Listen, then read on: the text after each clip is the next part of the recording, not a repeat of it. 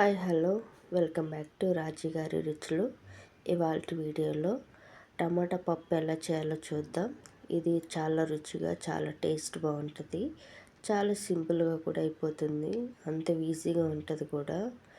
టమాటా పప్పు అంటే చాలా మందికి ఇష్టం ఉంటుంది కదా. ఎలా చేయాలో చూద్దాం.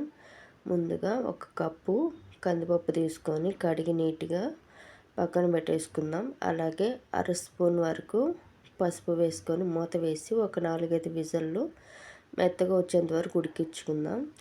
అలాగే కడాయి పెట్టుకొని ఒక కప్పు ఆయిల్ వేసుకుందాము. ఈ ఆయిల్ వేడెక్కేంత వరకు వెయిట్ చేసి ఆవాలు, జీలకర్ర, మెంతులు వేసుకొని చిటపట్లాడేంత వరకు వెయిట్ చేయాలి. ఇవి బాగా ఫ్రై అయిపోయాక ఎండుమిరపకాయలు, ఆనియన్, తెల్లగడ్డలు, పచ్చిమిరపకాయలు వేసుకొని ఎర్రగా వచ్చేంత వరకు ఫ్రై చేసుకోవాలి. ఇవి త్వరగా ఫ్రై అయిపోయాక ఒక 4 టమాటాలు సన్నగా కట్ చేసుకున్నటివి, కొద్దిగా పచ్చిమిరపకాయలు కారానికి సరిపోయేటట్లు వేసుకుందాము. టమాటాలు, పచ్చిమిరపకాయలు వేసుకొని 1 నిమిషం పాటు కలుపుకోవాలి.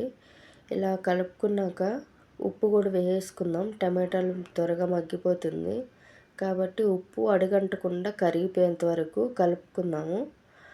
ఇది ఒక 2-3 నిమిషాలు కలుపుకున్నాక మూత పెట్టి ఒక 5-6 నిమిషాల పాటు ఉడికించుకుంటే సరిపోతుంది. మెత్తగా ఉడికిపోయాక ఆల్రెడీ పప్పు ఎనుపుకొని పక్కన పెట్టుకున్నది ఇప్పుడు టమాటాలకు వేసుకొని కలిపేసుకుందాము.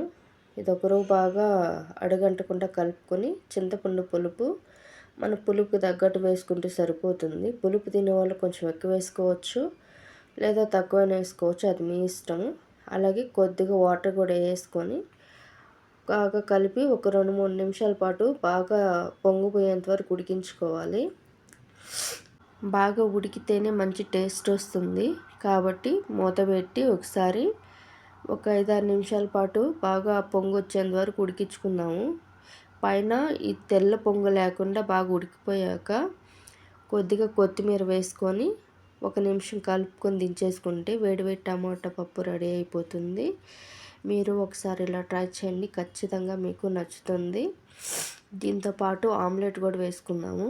ఒక బౌల్ తీసుకొని ఉప్పు, పసుపు, కారం వేసుకొని కొంచెం వాటర్ వేసుకొని కోడిగుడ్లు వేసి బాగా జీలకొట్టేసి ఇలా కోడిగుడ్డు ఆమ్లెట్ వేసుకుంటే బాగా కారంగా టేస్ట్ బాగుంటుంది. ఇలా ఒకసారి ట్రై చేయండి. టమాటా పప్పుకి కోడిగుడ్డు ఆమ్లెట్కి చాలా బాగుంటుంది. కొంతమంది వడియాలు కూడా వేసుకుంటారు. మీకు ఎలా నచ్చితే అలా పప్పులోకి ఏదైనా బాగుంటుందండి, కానీ కోడిగుడ్డు ఆమ్లెట్ చాలా బాగుంటుంది. మీరు కూడా ఒకసారి ట్రై చేయండి. మరి ఇంకెందుకు ఆలస్యం, మా వీడియోస్ మీకు నచ్చితే షేర్ చేయండి, లైక్ చేయండి, సబ్స్క్రైబ్ చేయండి. మరిన్ని వీడియోస్ కోసం లైక్ చేయండి.